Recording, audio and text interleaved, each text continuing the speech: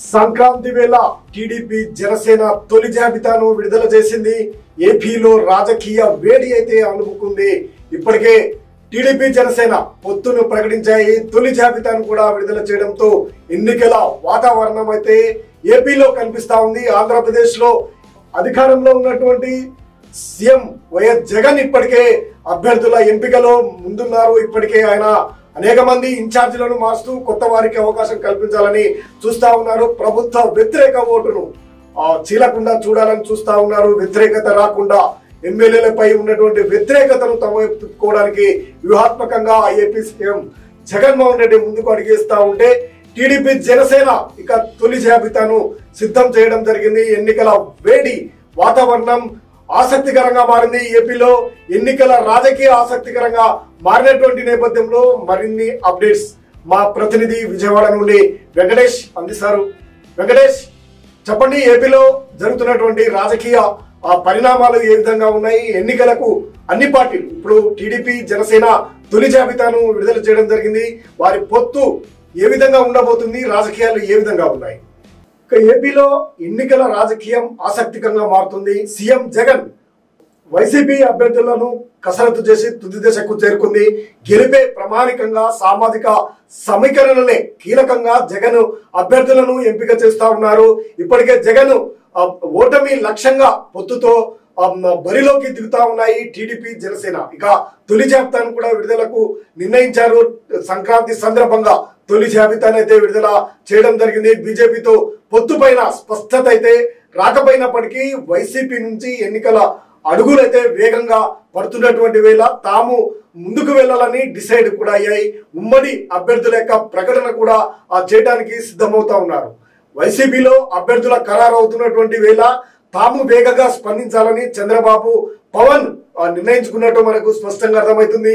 రెండు పార్టీల మధ్య సీట్ల ఒప్పందం పైన సూత్రప్రాయంగా ఒక నిర్ణయానికి అయితే వచ్చినట్టు కనిపిస్తా ఉంది. జనసేనకు 20 నుంచి 25 సీట్లు ఇస్తామని టీడీపీ ప్రతిపాదించగా 40 సీట్ల వరకు దక్కించుకోవాలని పవన్ ప్రయత్నిస్తా ఉన్నారు.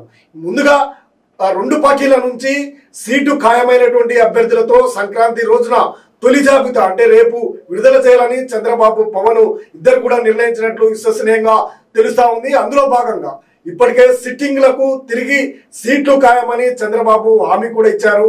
అటు జనసేన నుంచి సీనియర్లకు తొలి జాబితాలో ప్రాధాన్యత అయితే ఇవ్వనున్నట్టు తెలుస్తా ఉంది. మరోసారి మార్పు అవసరం లేని నియోజకవర్గాల్లో అభ్యర్థులను తొలి జాబితాలో ప్రకటించాలకు సిద్ధమైనట్టు కనిపిస్తా ఉంది. సిద్ధం చేసినటువంటి తొలి జాబితాలో కుప్పం నుంచి నారా చంద్రబాబు నాయుడు, మంగళగిరి నుంచి లోకేష్, ఇక టెక్కలి నుంచి అచ్చెన్నాయుడు, కనిగిరి నుంచి ఉగ్ర నరసింహారెడ్డి, ఇక తిరుపూర్కు సంబంధించి శ్యావల దేవత్ ను బరిలోకి దింపే అవకాశం ఉంది.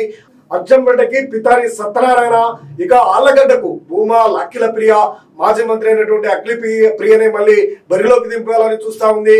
ఇక బొబ్బిలికి బేబీ నాయన, ఇక తునికి సంబంధించి యనమల రామకృష్ణుడు యొక్క కుమార్తె దివ్యకు ఇవ్వడానికి సిద్ధమవుతుంది.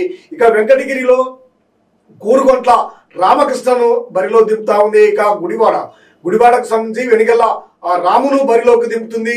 గంగాధర నెల్లూరుకు సంబంధించి ఇక డాక్టర్ థామస్ పేర్లను ఇప్పటికే ఖరారు అయినట్టు తెలుస్తా ఉంది. వాళ్ళ పేరు ఇప్పటికే ప్రకటించడం జరిగింది. అమలాపురం నుంచి పిత్త నరసింహారెడ్డి, ఇక అరకు నుంచి దన్ను దొరాను బరిలోకి దింపనున్నారు. ఇది ట్రైబల్ షెడ్యూల్ తెగలకు సంబంధించినటువంటి సీటు. మండపేట వేగుల్ల జోగేశ్వరరావును, పీలేరు నుంచి నల్లారి కిషోర్ కుమార్ రెడ్డిని బరిలోకి దింపనున్నారు. ఉరవకొండ నుంచి వయ్యావుల కేశవులు, ఈయన మాజీ మంత్రి. కోవూరు పులంశెట్టి దినేష్ రెడ్డి, ఇక పత్తికొండ నుంచి కేఈ శ్యాంబాబును బరిలో దిగనున్నారు. ఇక గోపాలపురం నుంచి మద్దిపాటి వెంకటరాజు, పొన్నూరు నుంచి ధూళిపాల నరేంద్ర కుమార్, అదేవిధంగా ఇక మాడుగుల నుంచి పివిజి కుమార్ ను బరిలోకి దింపనున్నారు. ఉంగనూరుకు సంబంధించి గన్ని వీరంజనేయులు పేర్లు ఇక తొలి జాబితాలో ఉండే అవకాశం ఉన్నట్టు మనకు స్పష్టంగా కనిపిస్తా ఉంది. ఇక ఎవరెవరు ఎక్కడెక్కడ నుంచి పోటీ చేస్తారనే అంశం కూడా ప్రధానంగా తెర మీదకి వస్తా ఉంది. ఇక జనసేన నుంచి 10 మంది వరకు తొలి జాబితాలో ప్రకటించే ఛాన్స్ అయితే కనిపిస్తా ఉంది. పవన్ కళ్యాణ్ భీమవరం నుంచి పోటీ చేసేందుకు సిద్ధమవుతా ఉన్నారు.